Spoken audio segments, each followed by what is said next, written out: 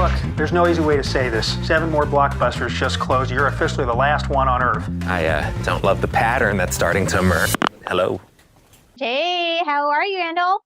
I'm good. How are you, Charlene? I'm doing so well. Thank you for Good. asking. So, how is it like to be a manager for a Blockbuster, the last Blockbuster standing?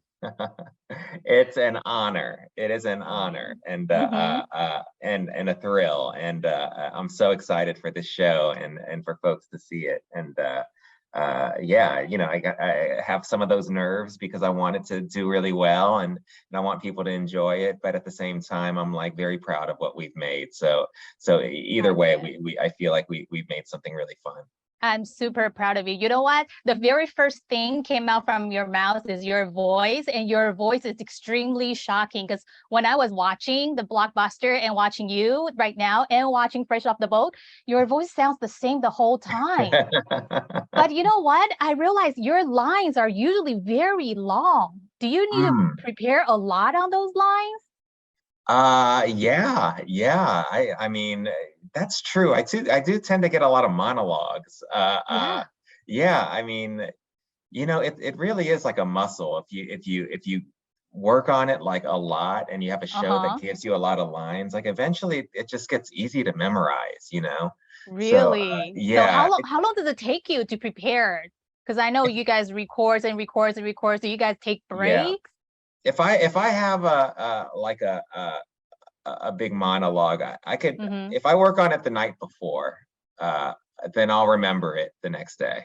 Wow, very good memorization. You need to teach me how to do that. I don't think that's as simple as muscle training. A lot of good sitcoms like The Office, Park and Recreation, they can last like 10 seasons. Yeah. We're on season 1. So are you thinking of 2 digits, 3 digits, 4 digits? Oh my What are you gosh. Yeah. thinking? Hopefully I want 4 that to go digits. on. Hopefully 1,000 episodes plus. That would be really great. Right? Yeah, I think so too. I'm definitely gonna tell all my friends and my family go watch Thank you, you. especially on Netflix for sure. Thank you, Charlene. Yeah, when you were the manager for the Blockbuster, of course, you manage all different kinds of employees. On top of that, you might have to face some other challenges. If I can apply that to your personal life, what are some of the most challenging things that you have encountered and you would like to overcome? Gosh, that's a deep question. That's a really good question.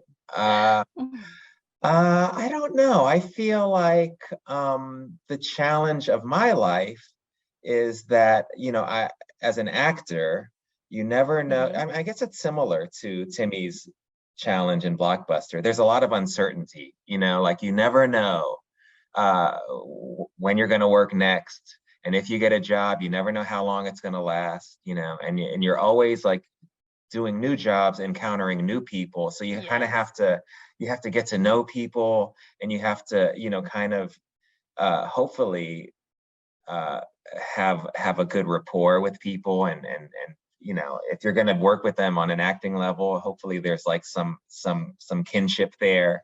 But it's hard to manufacture that stuff. It's like it's either there or it's not. And I've been lucky because, especially with a show like Blockbuster, it's like all of us when we met for the first time, we just got along like that.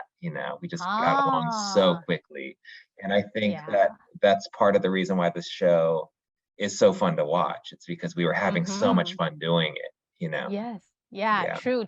And I think by listening to you and talking to you right now, compared with what you had before in Blockbuster, I think you must be a very caring person, either in the film or outside the sitcoms. Are you kind of like that?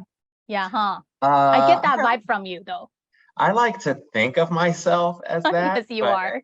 But that's not for me to answer. You should ask That's for me to answer. You should ask my wife and my daughter that question. If I have a chance, I'll definitely ask them that. As the manager for Blockbuster, you had that job since your 7th grade.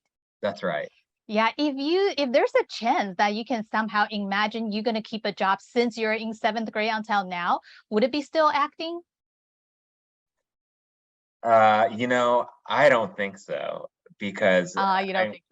I mean, I started acting in my mid to later 20s.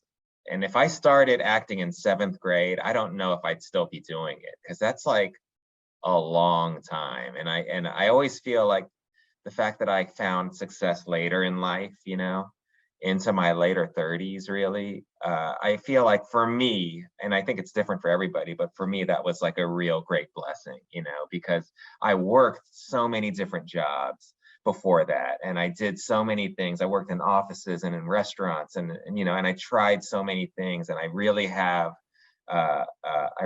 now I have great perspective on you know, how lucky I am to do this, because it's not an easy thing to do and to find success in. So Yes. I think if I was working since I was in, you know, the 7th grade, I might not have that perspective, you know. I might have burned out, you know.